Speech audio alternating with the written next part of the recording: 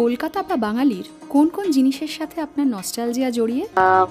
আমি আসলে নিজে যেহেতু জয়েন্ট ফ্যামিলিতে বড় হয়েছি, অর্থাৎ একান্নবর্তী পরিবার, এইটা আমার মনে হয় বাঙালিদের, কলকাতার এবং বাঙালিদের একটা বিশেষ বৈশিষ্ট্য এবং বিশেষ ঐতিহ্যও বটে। তো সেইটার কথা বলতে গেলে আমি ভীষণ নস্টালজিক হয়ে পড়ি, কারণ আমার মনে হয় যে সেগুলোকে কেন্দ্র করে অনেক ছোট ছোট দিনের ঘটনা অনেক বিরাট উৎসবে পরিণত হতো। সেটা আমার কাছে আমি ভীষণ মিস করি এবং সেই জন্যই বোধহয় আমার কাছে অনেক বেশি নস্টালজিয়া সেটা। কলকাতায় আপনার ছোটবেলা কেমন ছিল? ছোটবেলাটা ঘিরে আড্ডা, গল্প, মজা, গান, হই হই, আনন্দ সবকিছু। এবং আমার ছোটবেলা বলতেই যেটা ভীষণভাবে মনে পড়ে সেটা হচ্ছে পুজো, পাড়ার পুজো, বাড়ির পুজো, এবং সেখানে বহু লোকের সমাগম। এবং এই সঙ্গে এই প্রসঙ্গে আমি আর একটা কথাও বলবো, সেটা হচ্ছে ছোটবেলায় আমাদের ভীষণ লোডশেডিং হতো। তখন কলকাতা জুড়ে লোডশেডিংটা একটা বিশেষ ঘটনার মধ্যে ছিল, এবং এই লোডশেডিং মানেই আমাদের পড়াশোনার থেকে ছুটি, প্রত্যেকে কাজের থেকেও ছুটি, এবং রাত্রির বেলা নিয়ম করে লোডশেডিং হওয়া মানেই ছাদে মাদুর পেতে আড্ডা, গানের জলসা যেটাকে বলা হয় সেই রকম।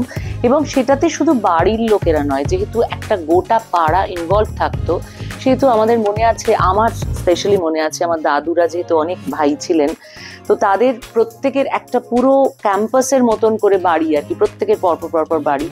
সেই বাড়িগুলো ছাদে সবাই এসে না গানের অনুরোধ পাঠাতেন।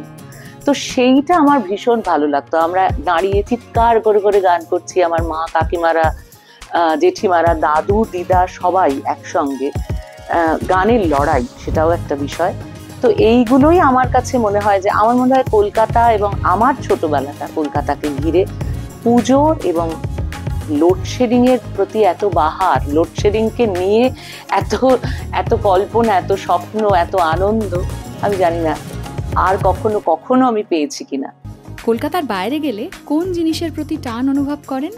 মিষ্টি, ভীষণ মিস করি মিষ্টি। আমি ভীষণ ফুডিও বটে। খাবারের কথা নতুন করে বলছি না, কারণ এখন বাঙালি খাবার বিভিন্ন প্রান্তে যেখানেই যাই না কেন অ্যাভেলেবল, কোথাও কোনো অসুবিধে হয় না। কিন্তু এখানকার মিষ্টির স্বাদ, বিশেষত ছানার মিষ্টি, সেটা ভীষণভাবে মিস করি ডেফিনেটলি। এবং সেই সঙ্গে আরো একটা কথা বলবো, সেটা হচ্ছে তেলে ভাজা। এই যে পাড়ার মোড়ে মোড়ে তেলে ভাজা, একটু বৃষ্টি হলেই একটু তেলে ভাজা মুড়ি চা নিয়ে বসে পড়ার যে মজা, সেইটা কলকাতার মতন আর কোথাও নেই। বাঙালি হিসেবে বিশেষ কোনো অনুভূতি হয়? আমার এটার জন্য বিশেষ গর্ব আছে, এ বিষয়ে কোনো সন্দেহ নেই। বাঙালি আমরা অনেকেই অনেক কিছু বলি, এবং অনেক সময় মনে হয় যে বাঙালি এই জাতিটাকে নিয়ে অনেকের হয়তো অনেক রকমের আঙুল তোলার মতন জায়গা তৈরিও হয়েছে, সেগুলোকে সব ফেলে দেওয়ার মতন বলে মনে হয় না।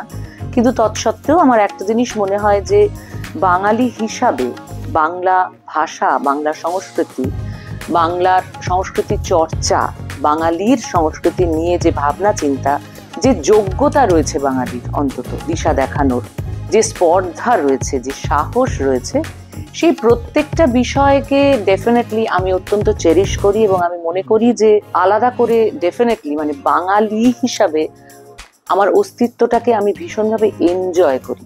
বাঙালি হবার জন্য কি পেয়েছেন যা বাঙালি না হলে পেতেন না? অবশ্যই রবীন্দ্রনাথ, অবশ্যই রবীন্দ্রনাথ। 1 থেকে 10 পর্যন্ত শুধু রবীন্দ্রনাথের কথাই বলবো। তারপরে অবশ্যই বলবো বাঙালিদের একটা ভীষণ সংবেদনশীল মন থাকে, এটাও আমার ধারণা হতে পারে। কিন্তু এই ধারণায় আমি বিশ্বাসী, এবং এই ধারণা বিশ্বাস করে আমি খুব ভালো আছি এন্ড অফ দ্য ডে। তো আমার মনে হয় যে এটা তো একটা বিশেষ সম্পদ বটেই। বাঙালির কি কিছু হারিয়ে যাচ্ছে বলে মনে করেন?